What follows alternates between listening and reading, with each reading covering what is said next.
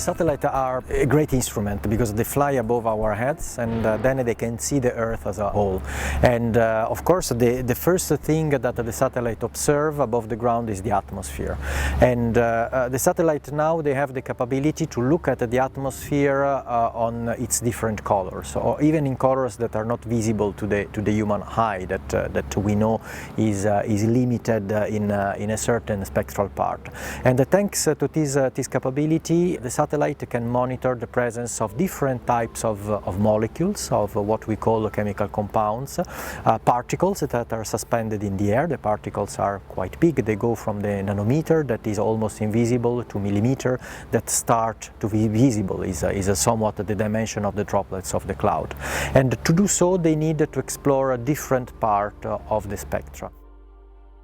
The satellites have the advantage to provide a long-term coverage, so they give the possibility when you put together the different missions and when you ensure with program like Copernicus the capability to monitor the atmosphere from the 90s to the 2040, we can have a unique time series that is extremely important. We can span from fast evolving phenomena that are harmful for the environment. Let's think about the wildfires that are well known, what happens now every year in Australia and California and even in Europe.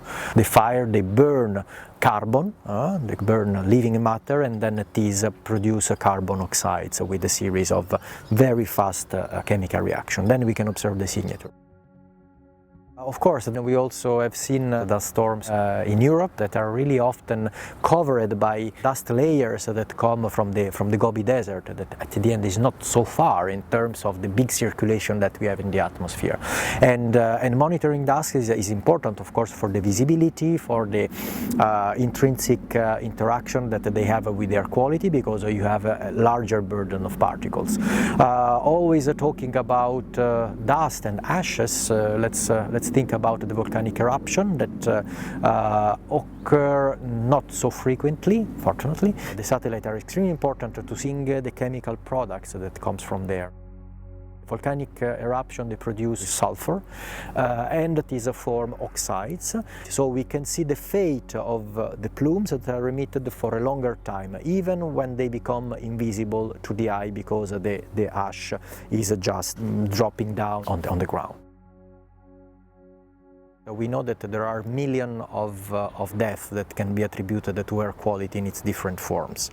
Air quality, I mean, we can think first about the smog, so the presence of soot, as in the big smog in London in the 50s, or also we can think about the gas, what we call the photochemical smog, so the production of ozone at the ground that is harmful, and is a smog that has been baptized in the 70s in the Los Angeles area, where the condition of production of these pollutants were favorable. So with a lot of sunlight, with the heat, and with the strong luminosity, and the presence of what we call the ozone precursor.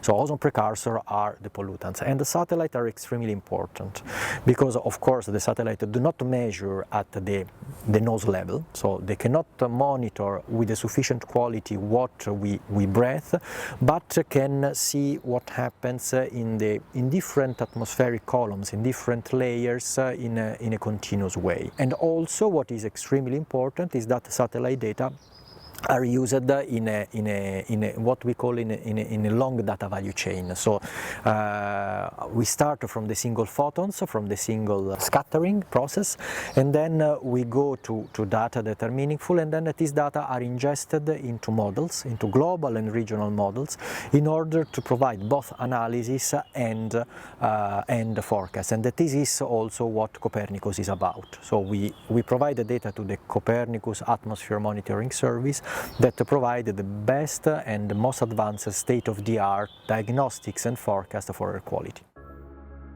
So the satellites, they are more and more used in the reports that make a photo of the status of the climate, but also the stratospheric ozone that is constantly monitored, and then they really enter and contribute to the decisions that are taken at the political level, that need to be taken at political level. Concerning CO2, we know that is an urgency, and we know that there is a clear need to monitor properly with the highest resolution and the highest quality as possible, both the concentration and the emissions, because we need to follow the Paris Agreement.